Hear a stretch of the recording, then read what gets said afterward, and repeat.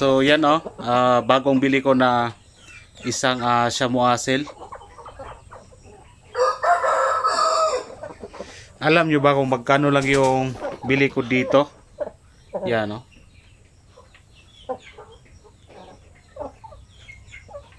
nasa 1,000 lang yung bili ko nitong Chamois. So napakamura lang.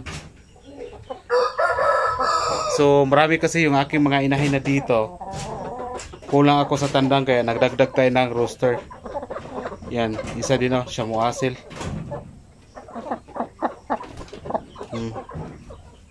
Chamois. Yan pa isa. 5 lang yung nilagay ko rito. Tapos yan pa mga Chamois yan. Tapos dito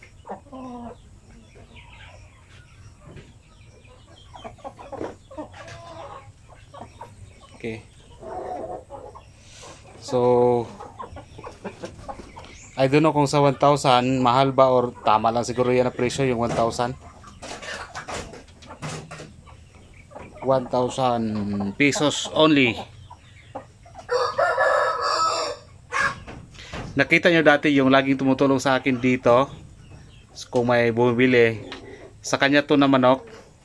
Binibili ko lang kasi dalawa na po yung kanyang tandang, kaunti lang po yung inahin niya, kaya yan, binibenta lang niya ng 1,000 kaya binibili ko na at naisip ko na kulang ako ng rooster dito. Yan. Ito mga Chamois to.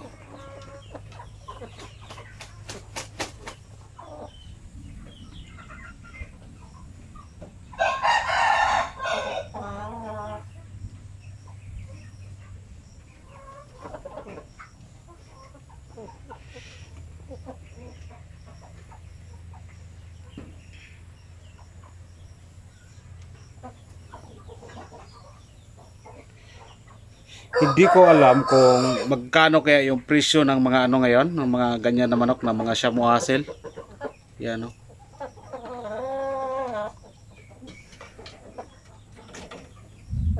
Tapos meron pa ako isa dito. Ito lang kasi yung aking ginagamit kaya kulang. So pinapahinga ko muna yung isa. Kasi halos wala siyang pahinga Nakita niyo naman siguro ito. Malaki rin na manok, nasa mga 4 kilos na to, mahigit. Sobrang laki na manok. Yan Hindi lang ito siya napaliguan, pero yan sobrang bigat niyan. Kita nyo yung paa, sobrang laki ng paa niyan. Yan sobrang bait pa.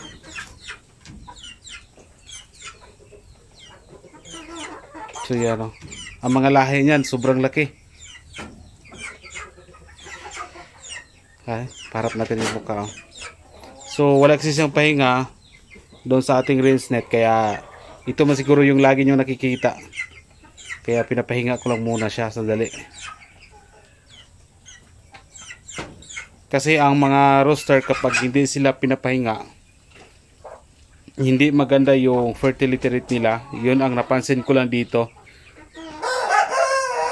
4 kilos mahigit. Tapos yung nilagay ko doon, mga basilan doon sa rinse area. Yun na lang. Okay.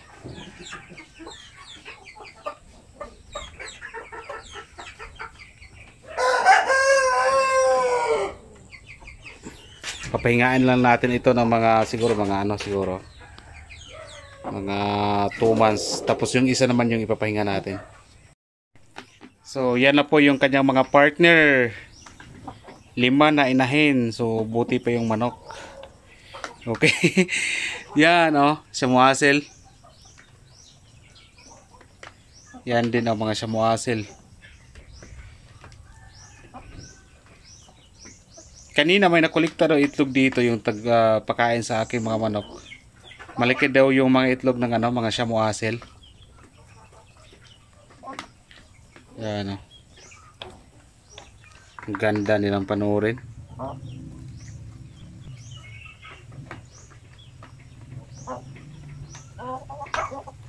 Ang problema mo rito yung mga nila, mga sisiw nila. Paglaki nila yan, dapat bantayan. Lalo na pag mag 1 month, 45 days old, 2 months.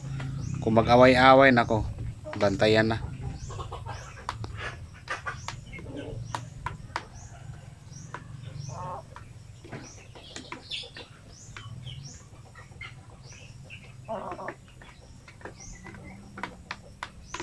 Magamit pa natin yan ng matagal kasi ano pa yan? Yan o. Mga nasa 7 months.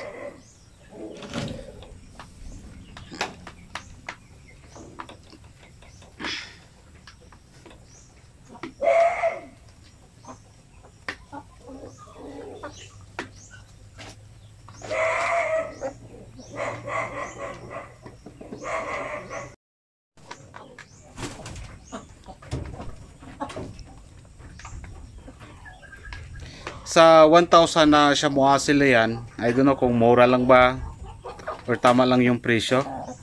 Basta yung nagbenta, sabi niya 1,000, hindi ko na tinatawaran.